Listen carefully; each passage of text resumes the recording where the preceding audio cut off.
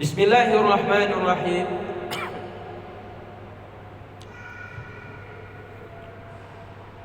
Thumma yura'il haibata fil qiraati.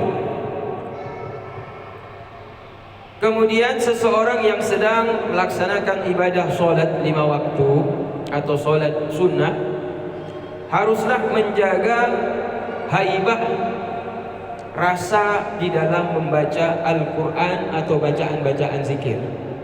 Jadi dia harus menjaga rasa. Menjaga rasa artinya dirasa-rasa bacaan itu. Dah, saban lagi tanya rasa kuah, saban lagi wati tanya tagun bu, tagun sop, tagun sayur pu raje, sayur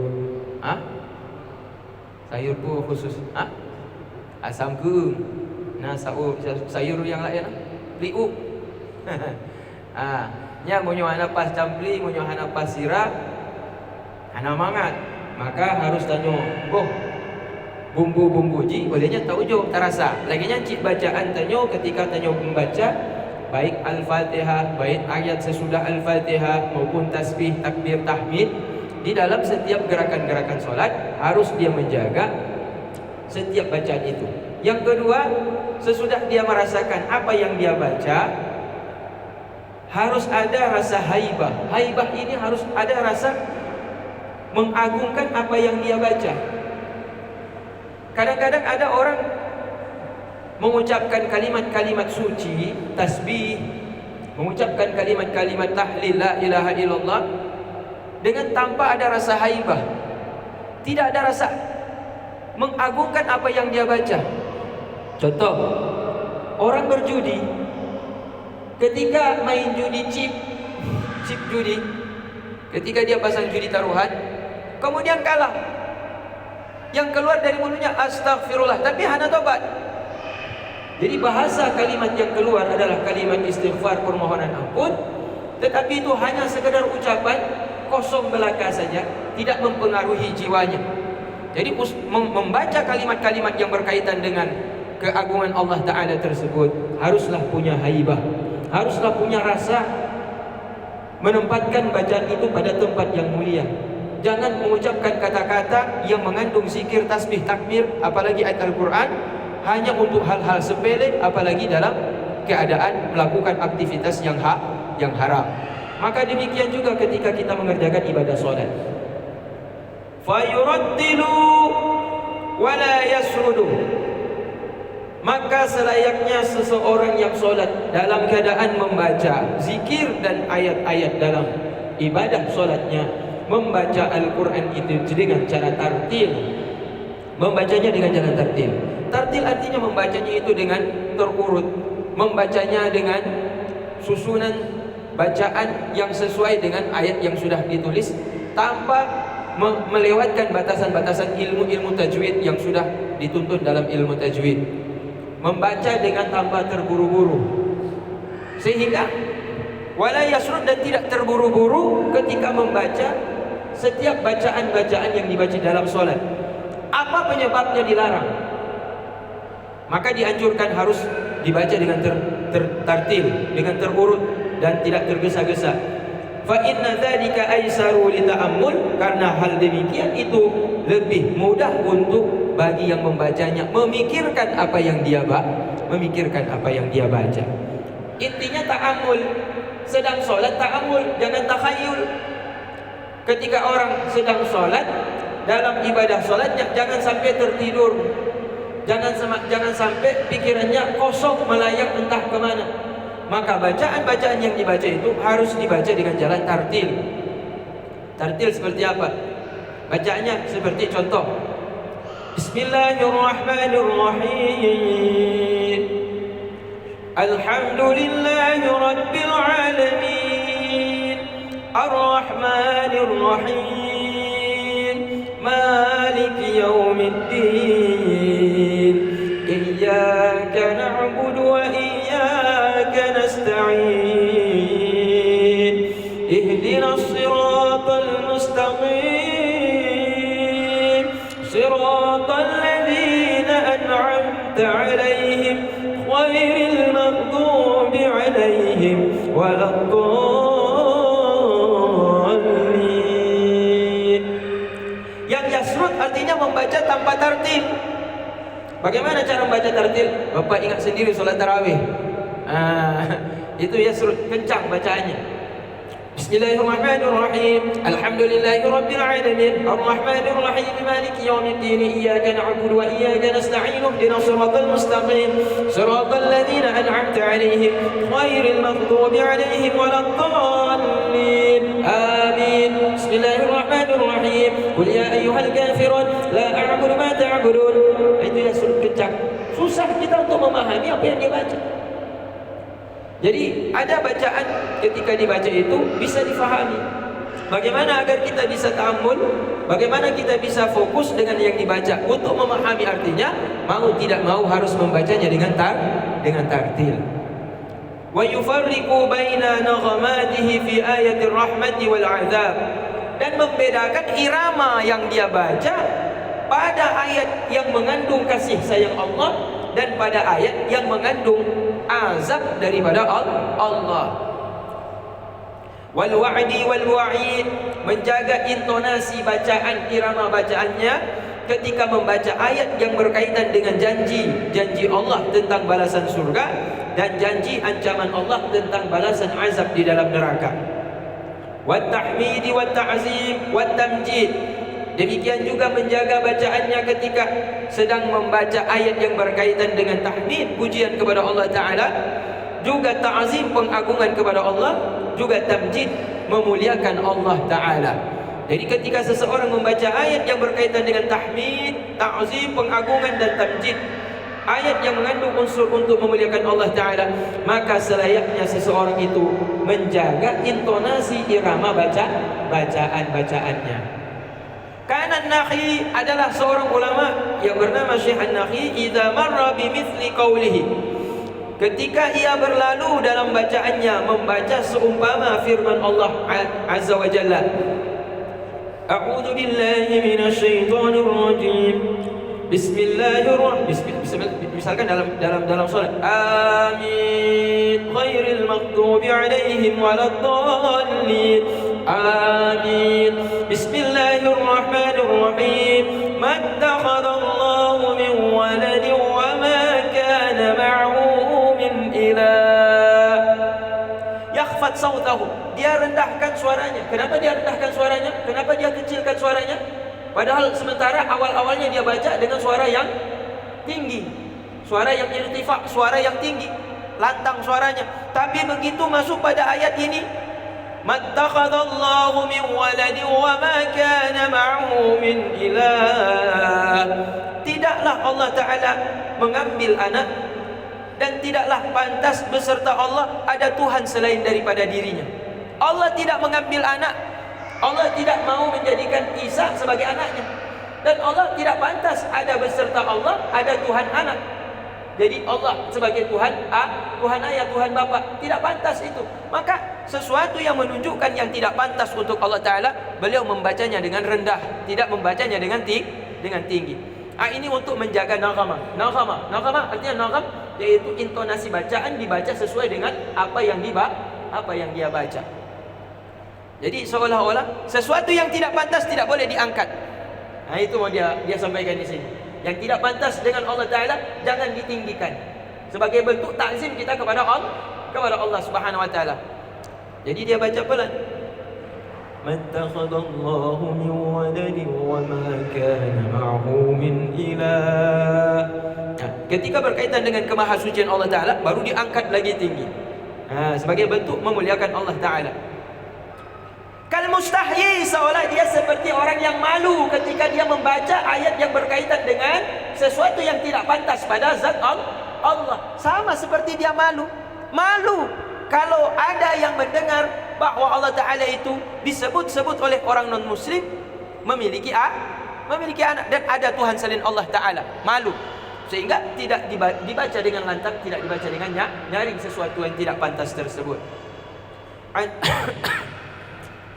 An ayyadkurahu bikulli syai'in la yaliqu bihi, malu daripada bahwa mengatakan membaca oleh ia dengan segala hal, segala sesuatu yang tidak pantas pada zatnya Allah Subhanahu wa ta'ala. Waruya dan diriwayatkan orang annahu yuqalu liqari'il Qur'an, bahwa sungguh dikatakan bagi orang yang sedang membaca Al-Qur'an, Iqra warik warattil kama kunta tartil fid dunya. Dan dikatakan bagi orang-orang yang membaca Al-Qur'an, bacalah dan arik, tenangkanlah pikiranmu dan baca secara tartil sebagaimana engkau dahulu membaca Al-Qur'an ketika berada di dunia. Jadi orang yang berada di dalam surga kelak diberikan izin untuk membaca Al-Qur'an dengan bacaan seperti ketika berada di dunia. Jadi orang-orang yang berada dalam surga kelak yang rajin membaca Al-Qur'an, membaca dengan tartil, membaca dengan tahammul, menggunakan pikiran untuk memahami apa yang dia baca, menempatkan bacaan ayat itu sesuai dengan iramanya, disesuaikan dengan isi bacaan, maka ketika nanti mereka di surga, Allah Ta'ala mengatakan, bacalah dengan bacaan seperti yang engkau pernah baca ketika engkau masih berada di dunia. Nah, kalau dalam neraka sempat enggak baca Al-Quran? Enggak sempat, karena menjerit-jerit saja kerjanya. Karena dalam neraka itu tidak sempat istirahat, tidak sempat tidur, tidak sempat duduk, tidak sempat minta izin sebentar buang air. Sedang diazab, mana minta buang air lagi. Jadi tempat untuk azab selama-lamanya dan tidak pernah ada istirahatnya.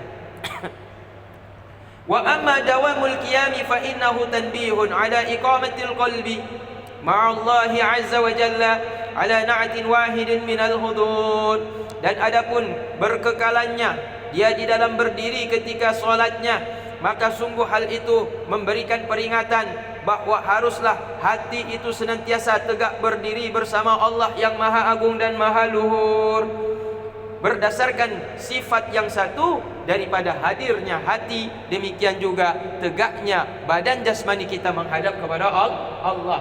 Hadir hati kepada Allah Ta'ala, mengingat fokus hati, mengingat Allah Ta'ala. Badan kita tegakkan untuk semata menghadap kepada Allah Ta'ala. Jadi ini satu kesatuan sifat yang menunjukkan simbol kehadiran sosok dirinya itu di hadapan Allah Subhanahu wa Ta'ala. Jadi itu merupakan sifat yang menunjukkan kalau badan kita berdiri tegak dalam mengerjakan solat, dalam setiap rakaat, maka hati kita pun harus tegak juga menghadap kepada Allah Ta'ala. Harus sepakat, harus seiring, harus sejalan, harus seirama. Jadi jangan badan berdiri, hati tidur. Jangan sampai badan kita berdiri ketika sholat tapi hati kita duduk. Artinya duduk berarti setengah berdiri, setengah tidur. Setengah berdiri atau setengah tidur, berarti tidak betul menghayati apa yang dibaca. Jadi ini inti daripada kenapa seseorang diperintahkan dalam ibadah solat itu harus berdiri. Bagi yang mampu, ya. Qala sallallahu alaihi wasallam, Allah Subhanahu Rasulullah sallallahu alaihi wasallam bersabda, Inna Allah azza wa jalla muqbilun 'alal musalli ma lam yaltafit. Sungguh Allah Ta'ala menghadapkan dirinya kepada orang yang solat selama orang yang solat tidak berpaling daripada Allah Ta'ala. Jadi ketika kita solat berarti Allah di mana? Bapak-bapak, ibu-ibu, ketika kita solat berarti Allah Ta'ala di mana? Allah menghadap kita. Tapi jangan bayangkan dirinya yang menghadap, tubuhnya yang menghadap, karena Allah Ta'ala tidak memiliki tubuh. Karena Allah Ta'ala tidak memiliki kepala, Allah Ta'ala tidak memiliki kaki, Allah Ta'ala tidak serupa dengan hamba dan makhluk yang dia ciptakan.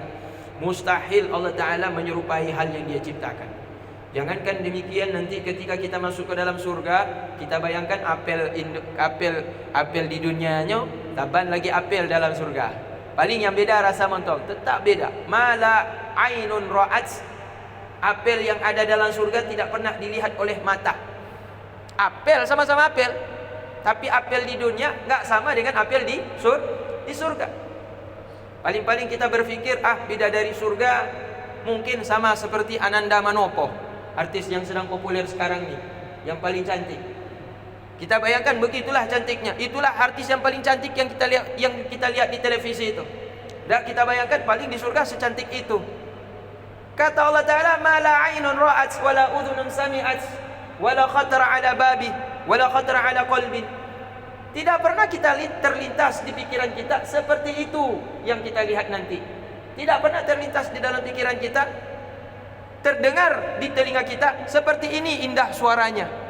Dan bahkan tidak pernah terbersit di dalam hati demikian rupa bidadari yang ada dalam surga. Tak pernah terpikir sedikit pun di dalam hati begini cantiknya bidadari dalam surga. Yang kita bayangkan ya paling samalah dengan Manopo tu, paling samalah dengan artis-artis. Tapi kenyataan ketika sampai di sana luar biasa, ternyata bidadari yang Allah Subhanahu wa taala itu ciptakan. Nah, istri kita bagaimana kalau masuk surga? Istri kita pun dirupakan cantik seperti bidadari oleh Allah Subhanahu wa taala. Jadi ayah dan ibu kaum muslimin yang dimuliakan Allah Subhanahu wa taala, tidaklah seseorang itu solat dia menghadap kepada Allah taala dengan jasmani dan rohaninya, dengan badan dan juga dengan hatinya, melainkan Allah taala selalu menghadap kepada hamba tersebut. Allah taala selalu memperhatikan, maksudnya hamba tersebut bukan menghadap dengan dirinya. Karena Allah taala kalau menghadap berarti sudah bertempat. Kalau kita menghadap kiblat berarti Allah di depan kiblat, bukan. Tapi menghadapkan perhatiannya, mencurahkan rahmatnya kepada hamba yang fokus jasmani dan rohaninya menghadap kepada Allah Subhanahu wa taala. Tapi catatannya kenapa? Selama kapan itu berlaku? Malam yaltafit, selama dia tidak berpaling. Baik jasmaninya, tubuhnya tidak berpaling, menggerak ke sana kemari, fokus pada tempat sujud, tangannya pun tetap bersedekap, kepalanya tetap nunduk, kakinya tetap direnggangkan, tidak diangkat, tidak gosok sana gosok gini, tangannya tidak garuk sana garuk sini, tidak pegang-pegang jenggot. Selama dia tidak melakukan hal-hal tersebut, Allah Subhanahu wa taala menghadap hamba itu sebagaimana hamba itu menghadap kepada Allah. Tapi jangan dibayangkan dirinya menghadap, tubuhnya enggak ada, tapi menghadap dalam arti kata Allah taala perhatiannya penuh kepada hamba dengan rahmat dan kasih sayang dicurahkan pada hamba tersebut. Dah. Wa kama tajibu harasatur ra'si wal 'aini 'anil iltifati ilal jihad. Dan sebagaimana halnya wajiblah oleh menjaga kepala dan mata daripada berpaling menengok ke sana kemari ke arah-arah selain tempat sujud. Fakadzalika tajibu harasatu sirri 'anil iltifati ila ghairi salati. Maka demikian juga sama halnya wajiblah oleh menjaga sir hati kita ini jangan sampai berpaling kepada selain ibadah salat. Hati kita harus kita fokuskan juga kepada ibadah salat. Sebagaimana anggota-anggota tubuh, tangan, kaki, kepala, mata, hidung, telinga, semuanya kita arahkan untuk menghadap kepada Allah dalam solat. Maka demikian juga hati pun harus kita fokuskan, jangan sampai menghadap kepada selain Allah. Ingatannya difokuskan kepada Allah Taala. Nah, ini yang baru dikatakan satu sifat. Satu sifat artinya apa? Jasmaninya, tubuhnya bergerak, tubuhnya fokus, sementara hatinya juga ikut fokus, yaitu seiring sejalan. فَإِذَا إِلْتَفَتْ إِلَى غَيْرِهِ فَذَكَرَهُ بِإِطْلَاعِ اللَّهِ عَلَيْهِ